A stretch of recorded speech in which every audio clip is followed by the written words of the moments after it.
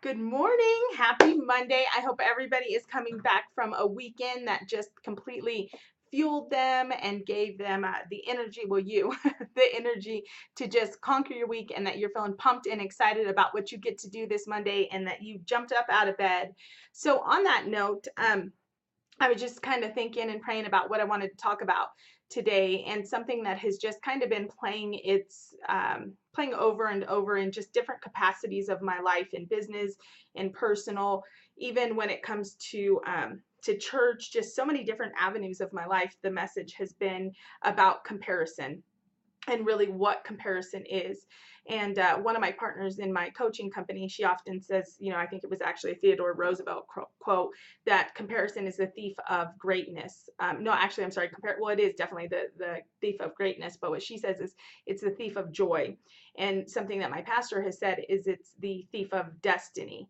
And so I've just really been reflecting on that, because I'm going to raise my hand here and I'm going to say I have been guilty of comparison. So I don't care if you're male or if you're female, at some point or another, when you're going through situations, especially business situations, we end up in a comparison mindset, and we are looking at somebody else and somebody else's success, and we're thinking, why do they have that? How did they get that? How do I get that? Or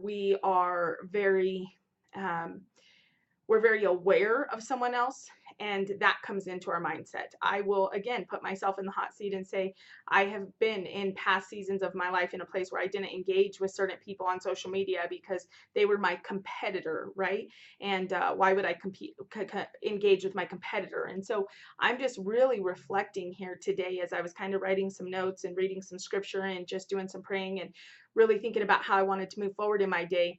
I was making notes and really going back and trying to think of all the different times that I have done comparison. And it's tough because we kind of get set up in business for a comparison mentality, right? We compare year over year, month over month. So we just kind of compare things, this business model to this business model. But here's the bottom line. We've got to be really careful where we're doing that.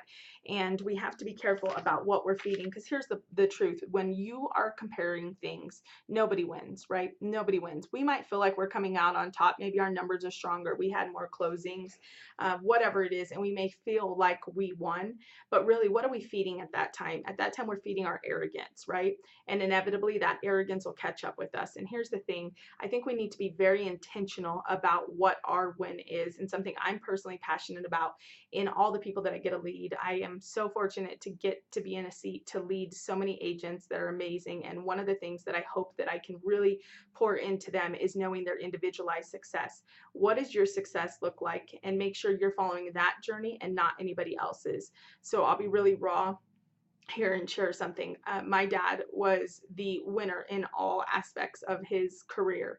So my dad was consistently a number one producer for month over month, year over year for over 35 years. And then a storm hit, and my dad financially lost everything. And I think the hardest thing, and my dad came from third world poverty, so it's not like, many of us who grew up in the United States and didn't know that level of poverty. His nickname was Pitcher. He didn't have, two shirts in his life. He didn't have a pair of shoes. So he came from third world poverty and worked for that dream of those big stucco homes he saw in the house on the hill that he used to walk his mom to the bus stop with no shoes, and dreamt about having. And he obtained that. And then I was next to him when he lost that.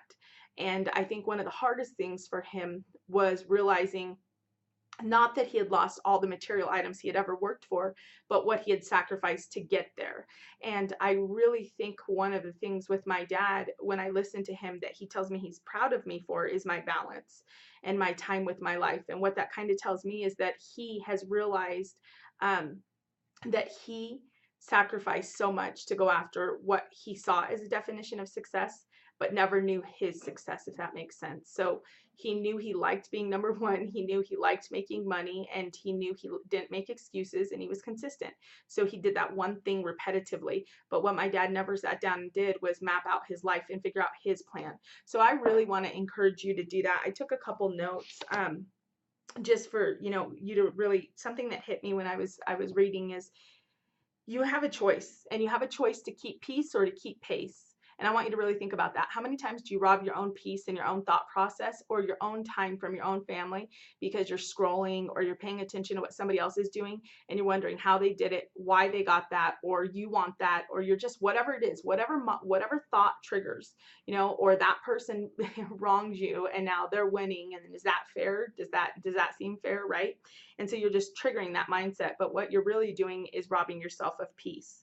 Another thing is just think of the downfalls of comparison. So not only does it feed into arrogance when you are winning, but it often leads to poor money choices because we're trying to keep up with other people, or we're trying to do things that we are not financially able to. It creates anxiety.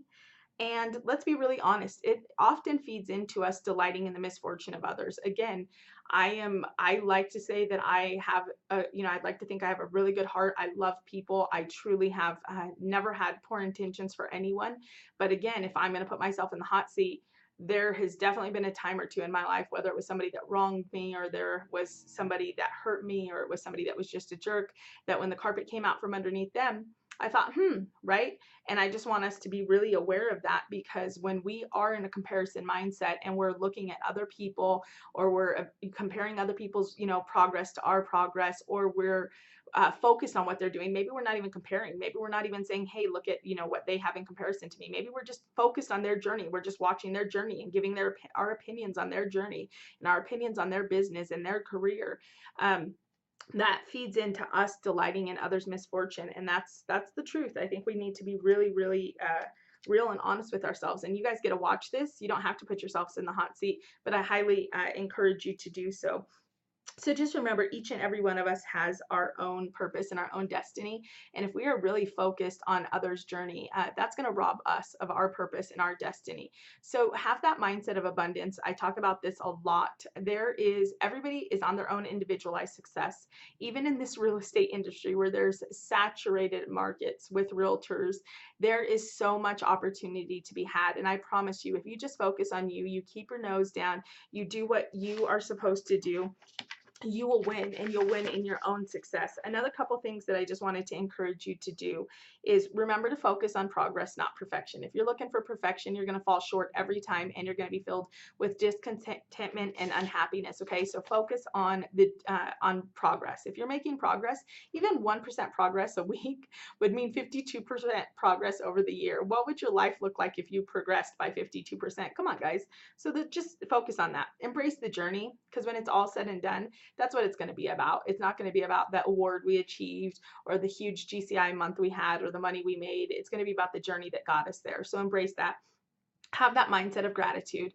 I am very, very fortunate that I've had huge adversity happen. So with adversity, I'm thankful for it, because what it gave me was a daily, like, embedded deep in my core level of gratitude, where I am so thankful day in and day out.